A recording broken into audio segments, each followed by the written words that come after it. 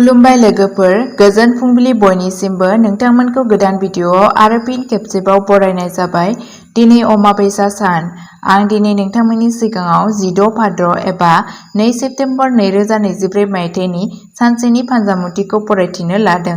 आसा खालामो नोंथांमोना भिडिअ'खौ नायना मोजां मोनगोन। गिबियावनो दङ मेष राशि। गावखौ फोथायनाया आबुं जागोन। नाङै रागा आरो दान्थे-बिदान्थेनिफ्राय गोजानाव था। फालांगियाव बांसिन होंगो-दोंगो जागोन। गोसोआरि गोजोन थागोन, नाथाय बांद्राय खरसानि थाखाय नोंथाङा जिंगासिगोन। गाज्रि सानस्रिफोरनि गोहोमनिफ्राय गोजानाव था। धोरोमनि फारसे गोसो जानाया बांगोन। वृषभ राशि। गावखौ फोथायनाया आबुं जागोन। गोसोआ खुसि जागोन।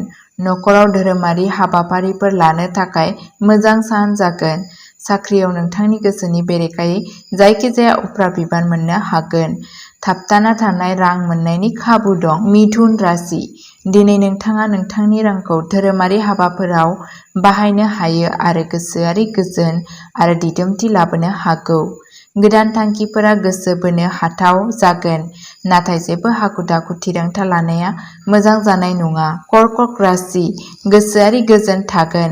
गावनि जिउ लोगोरिनि सावस्रिखौ जोथोन ला। बिमा-बिफाया मदद मोनगोन। खरसाया बांगोन। आरिमु आरो देंखोनि फारसे गंग्लायनाय थागोन। न'आव धोरोमारि हाबाफारिफोर लानो थाखाय मोजां सान। सिंह राशि। नोंथाङा फोथायथिजों बुंफबनाय जागोन, नाथाय गोसोआबो हेंथा होनो हागौ। गावनि जिउ लोगोरिनि सावस्रिखौ जोथोन ला। नखरा मदद मोनगोन। खरसाया गोबां थांगोन। कन्या राशि। गोसोआव नेगेटिभनि गोहोमनिफ्राय गोजानाव था।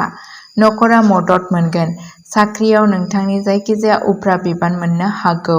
खरसाया बांगोन। गावखौ सामलाय। ओंथि गैयै दावराव-दावसिनिफ्राय गोजानाव था। लोगोफोरजों नांलाय-खमलाय जानो हागौ। तुला राशि।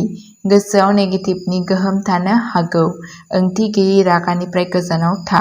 नोंथाङा मोगा-मोगिनि गोजोनथाव फिथाय मोनगोन। आयआ बांगोन। फालांगिनि फेहेरनायाव नोंथाङा सासे लोगोनिफ्राय मदद मोननो हायो। नोंथाङा साख्रियाव जेंनाजों मोगा-मोगि जानांनो हायो। वृश्चिक राशि। सोलोंथायारि हाबा मावनाया गोजोनथाव फिथाय मोनगोन। जि-जोम आरो गारिनि सामलायनायनि खरसाया बांनो हागौ। गावनि सावस्रिनि बागै सांग्रां जा। नखरारि जेंनाफोरा जेंना सोमजिहोनो हागौ। धनु राशि। फोथायथिजों बुंफबनाय जागोन।